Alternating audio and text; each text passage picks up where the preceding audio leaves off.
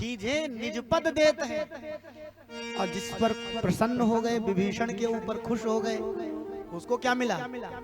लंका का राज्य मिला। अब आप लोग पढ़े लिखे हैं, आप विचार करिए, बताइए लंका का राज्य ज्यादा महत्वपूर्ण है या वैकुंठ?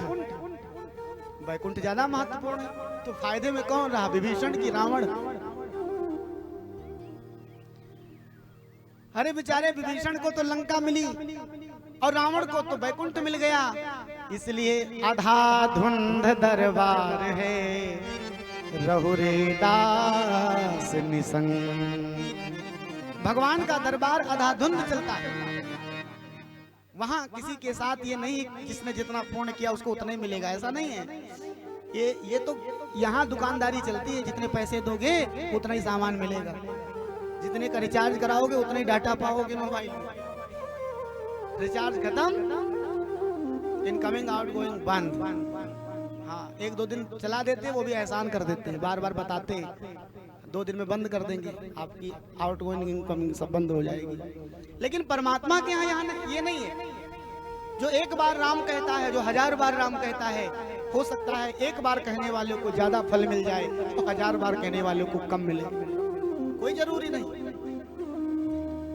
इसलिए अहो बकीयम स्तन कालकूटम, कितना आश्चर्य है कि वो बकासुर की बहन जो पूतना थी, वो अपने स्तनों में कालकूट विष लगा के आई थी, कृष्ण को मारने की इच्छा से विष पिलाने आई। लेकिन भगवान ने उसको धात्रोचित गति प्रदान की। जो गति अपने माता को देना चाहिए था वो गति प्रदान कर दी भगवान ने।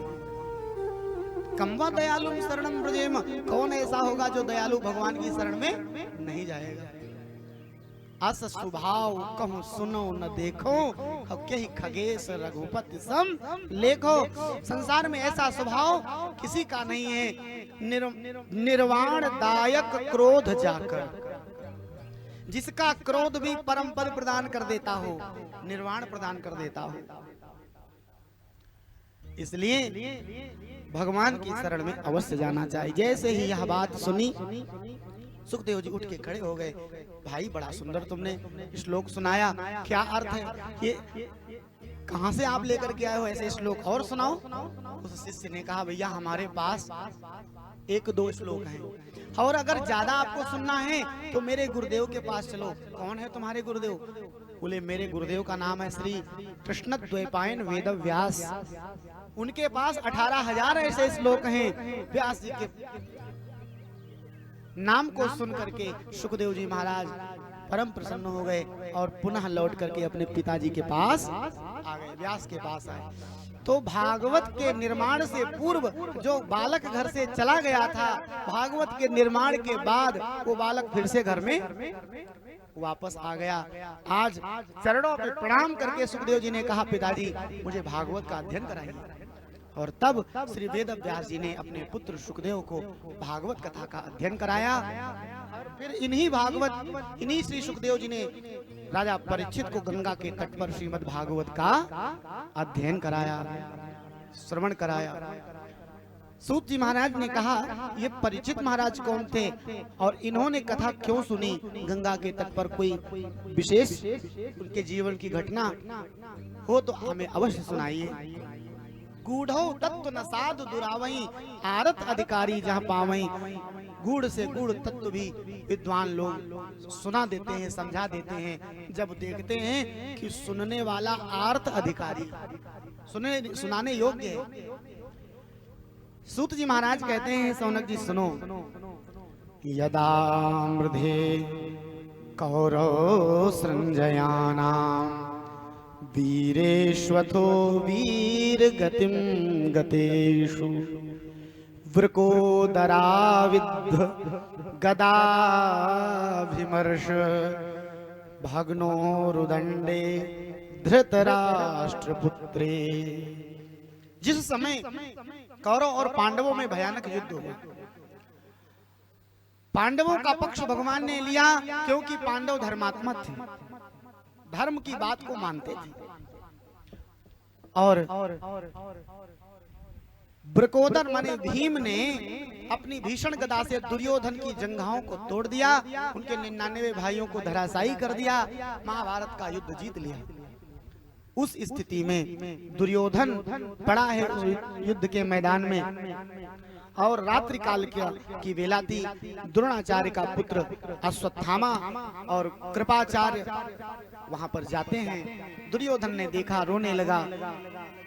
तो अश्वत्थामा ने कहा महाराज, हे भाई दुर्योधन, आपकी यह दशा देख करके मुझे बड़ा कष्ट हो रहा है। बताओ, तुम 100 भाई, मेरे पिता साक्षात शस्त्र अस्त्र के ज्ञाता, जिन्होंने आपको प्रश्रय प्रदान किया, फिर भी आप हार गए युद्ध को। मैंने आपका अन्न खाया है, आज भी मैं तुम्हारे लिए अपने धर्म का त्याग करने के लिए तैयार हूँ। अगर मुझे आज्ञा दो, आज भी मैं तुमको विजय श्री प्रदान कर सकता हूँ, जिता सकता हूँ युद्ध। दुर्योधन ने उसी समय युद्ध की उस मृतिका को, मिट्टी को जो रक्त से रंजित थी, मस्तक पर लगा दिया अश्वत्थामा के, और कहा जाओ आज से हम तुमको बना रहे सेनापति, और जब तक मैं जीवित हूं तब तक युद्ध प्रारंभ है। और उसी समय अश्वत्थामा जाता है सज्जनों पांडवों के शिविर के पास। पांडवों के शिविर में पांडवों के 5 पुत्र उनके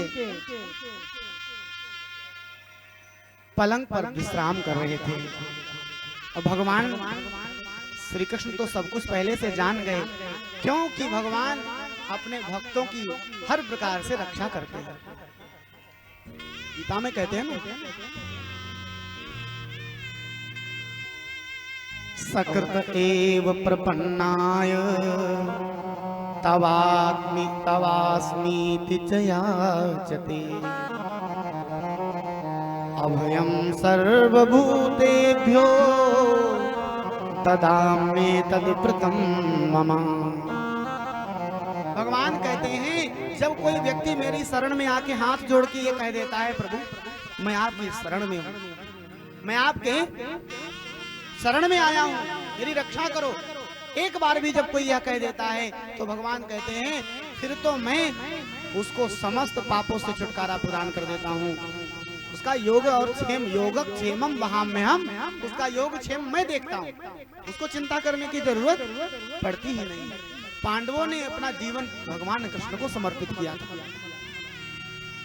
इसलिए भगवान श्री कृष्ण ने कहा, हे महाराज, हम लोगों ने युद्ध जीत लिया है, चलो अब कहीं विजय श्री का आनंद लाभ प्राप्त करें।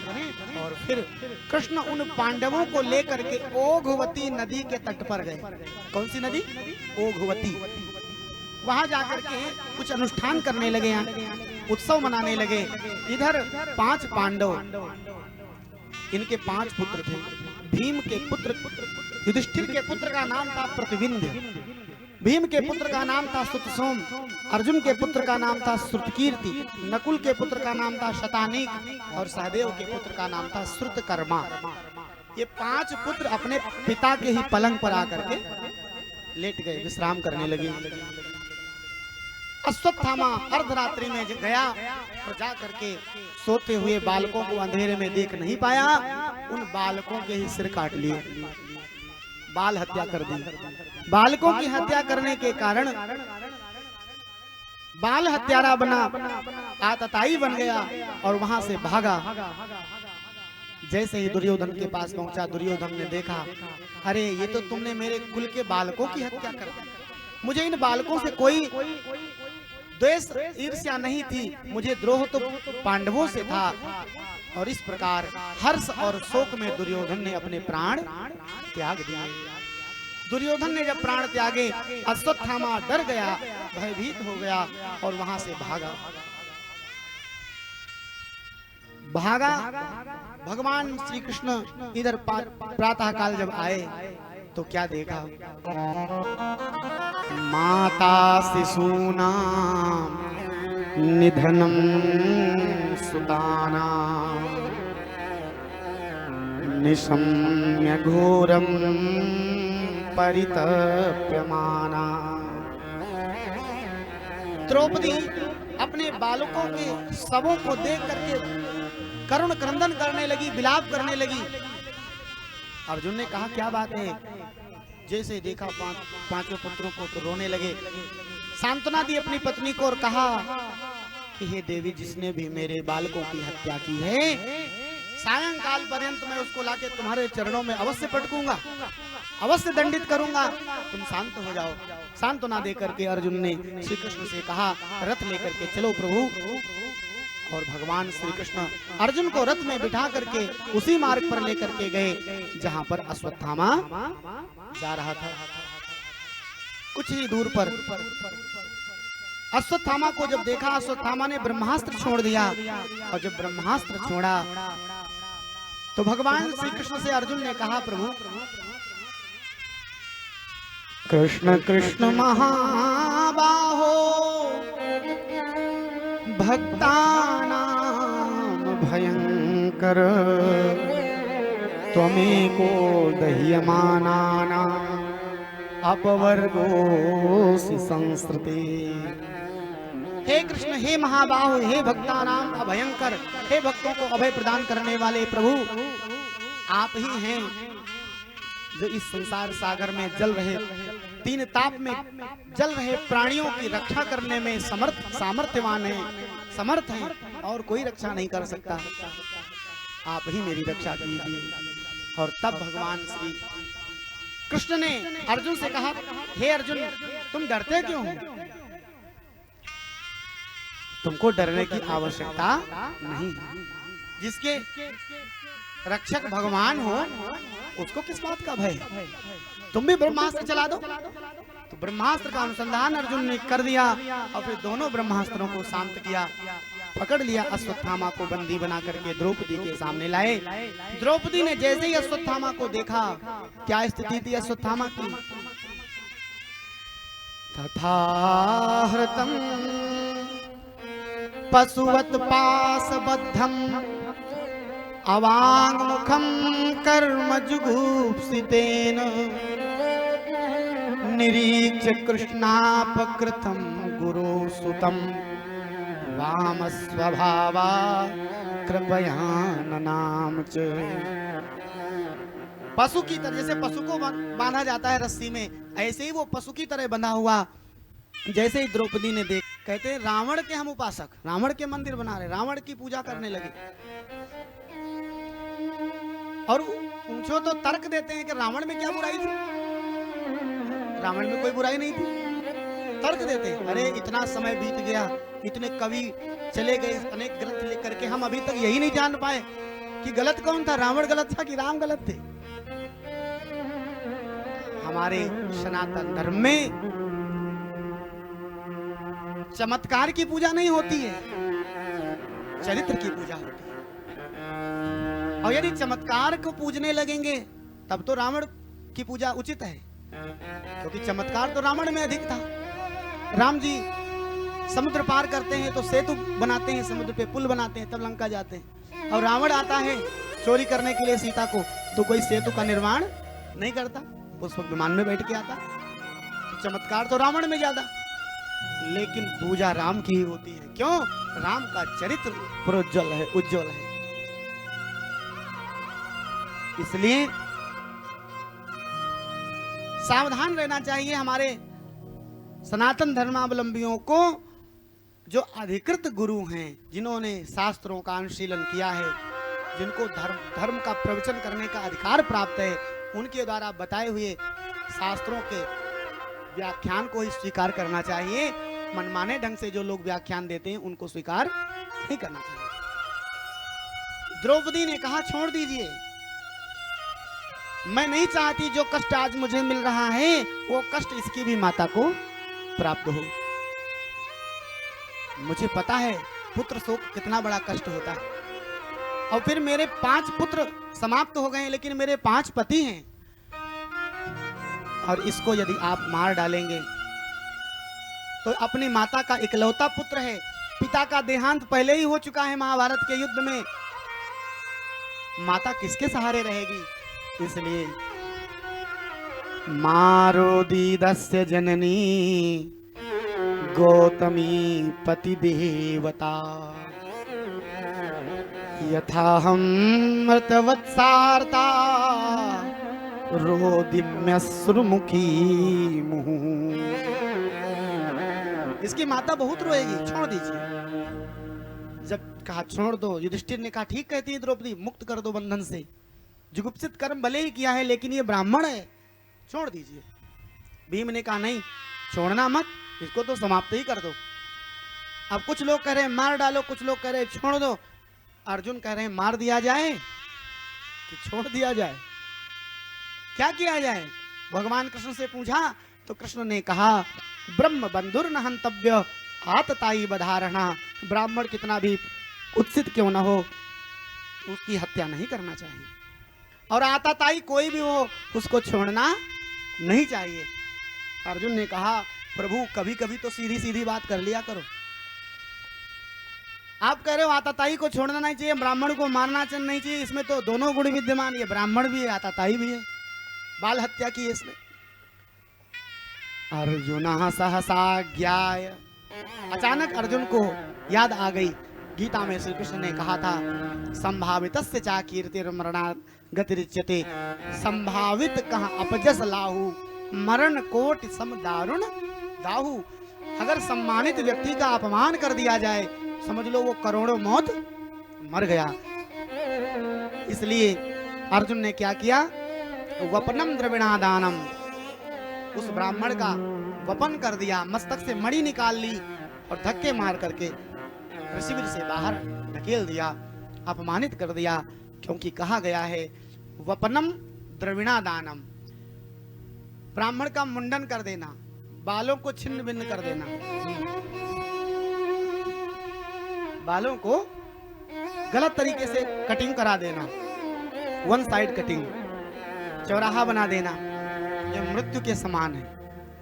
वपनम, वपन माने मुंडन कर देना, चौराहा बना देना। पुराने जमाने में कोई गलत काम करता था उसका चौराहा बना दिया जाता था। द्रविणादानम, पुरोहित है ब्राह्मण है उसको द्रविण धन न देना, यह भी उसका अपमान है। अपने पुरोहित का सम्मान न करना, धन न देना, दान न देना, यह भी उसका मरण ही है। द्रविणादानम, स्थानात् निर्यापणम, तथा और स्थान से उनको भगा देना, जो काश्मीरी पंडितों के साथ में हुआ, वो मृत्यु के समान है।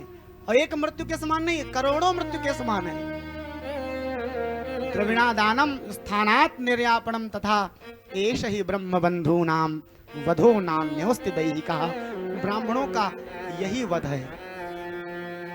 अश्वत्थामा को वहां से अपमानित होना पड़ा।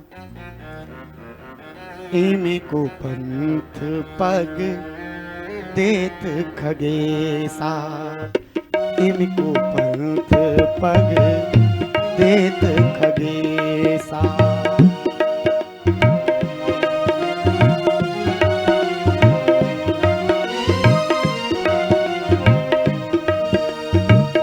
इमे को पंथ पग देत खगेसा, इमी कुपंथ पग देत खगेसा।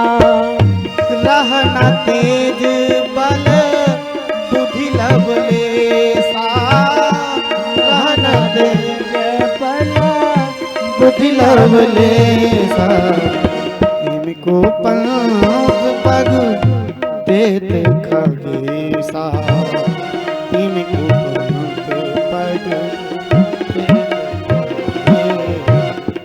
जब कोई व्यक्ति कुपंथ पर पग देता है, गलत मार्ग पर चलता है, तो उसका तेज बल बुद्धि सब नष्ट हो जाता है। रावण कितना बड़ा ज्ञानी था, प्रतापी था, लेकिन उसने ऐसा कार्य किया, सीता को चुराने के लिए कपट वेश बनाया। और जब जानकी के निकट आया तो तुलसीदास जी ने कहा सो दस शीस स्वान की नाई, इत उत तकिय चला भड़ी आई। कैसे आया? बोले स्वान की तरह, जैसे कुत्ता घर में घुस जाता है चुपके से। स्वान की उपमा दे दी रावण को। इतना प्रतापी वीर था, शेर जैसा था, उसको स्वान कहा। क्यों? क्योंकि वो गलत काम करने जा रहा था। आज अश्वत्थामा को अपमानित होना पड़ा, लेकिन अश्वत्थामा ने दुर्योधन का अन्न खाया था, और अन्न खाने के कारण दुर्योधन का उसकी बुद्धि भ्रष्ट हो गई थी। इसीलिए कहा जाता है आहार शुद्धौ सत्व शुद्धि, सत्व शुद्धात् ध्रुव स्मृति ही। आहार यदि बिगड़ गया, समझ रहे हैं बात को? अगर भोजन आपका बिगड़ गया तो सत्व आपका समाप्त हो जाएगा। आहार शुद्ध हो सत्व शुद्धि।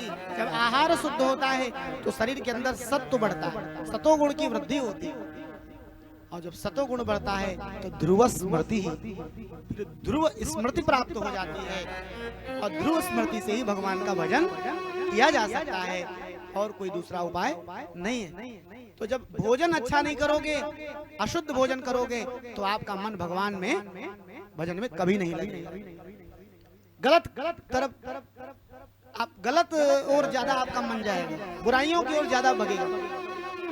दुर्योधन क्या रह करके, अश्वत्थामा ब्राह्मण था, तेजस्वी था, लेकिन वो भी भ्रष्ट हो गया, और उसने कहा इन पांडवों ने मेरा अपमान किया है, मैं इनके कुल में एक भी व्यक्ति जीवित नहीं छोड़ूंगा। 5 पांडवों के 5 पुत्र पहले ही मार डाले। अर्जुन के पुत्र थे अभिमन्यु, अभिमन्यु का वध तो पहले ही हो गया था, और उनकी पत्नी का नाम था उत्तरा। अभिमन्यु के निधन के बाद देवी उत्तरा के गर्भ में एक बालक था। अश्वत्थामा को यह बात पता थी, उसने ब्रह्मास्त्र का अनुसंधान करके उत्तरा के गर्भ पर उस ब्रह्मास्त्र को छोड़ दिया, और कहा मैं इस कुल में एक भी बालक जीवित नहीं छोड़ूंगा, इनके कुल को ही नष्ट कर दूंगा, क्योंकि इन्होंने मेरा अपमान किया। मेरे ही पिता के द्वारा इन्होंने अनेक विद्याओं को प्राप्त किया, मेरे ही पिता के बल पर इन्होंने इस युद्ध को जीता, अब मुझे ही अपमानित कर दिया।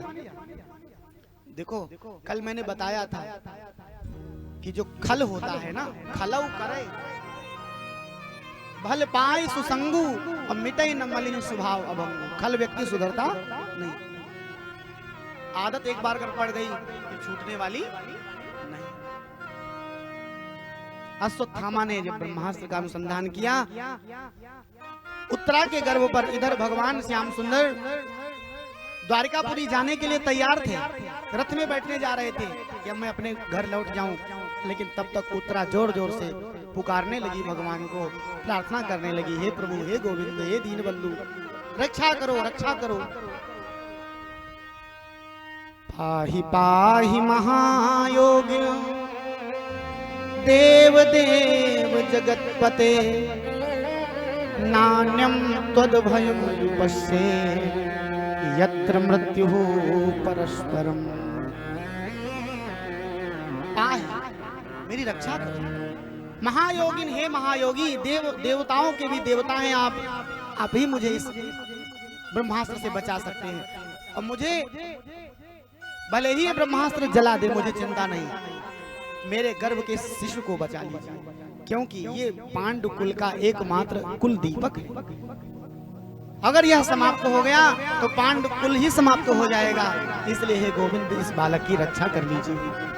भगवान ने देखा, तत्काल ही अंगुष्ठ मात्र वेश बना करके उत्तरा के गर्भ में जा करके उस बालक की रक्षा की। रक्षा करके जैसे ही बाहर प्रकट हुए, कुंती माता ने देखा, उनको सब ज्ञात हो गया, और उन्होंने भी भगवान की बड़ी ही सुंदर स्तुति की। हे गोविंद, नमस्ते पुरुषं त्वाद्यं ईश्वरं प्रकृते परम। मैं आपके चरणों में बारंबार प्रणाम कर रही हूँ, आप ही इस प्रकृति से परे परमात्मा हैं। अलक्षम सर्वभूतानाम, समस्त प्राणियों के लिए आप अलक्ष्य हैं, हर कोई आपको नहीं देख सकता। अंतर बहिर्वस्थितम, क्योंकि आप अंतर और बहि, इस संसार के अंदर भी समाहित हैं और इस संसार के बाहर भी आप ही हैं। अब ये बड़ी अजीब बात है, जो व्यक्ति घर के अंदर होगा वो बाहर नहीं होगा, और जो घर के बाहर होगा वो भीतर नहीं होगा। लेकिन परमात्मा कैसे? अंतर बहि अवस्थितम, जो अंदर भी है और बाहर भी है। कैसे?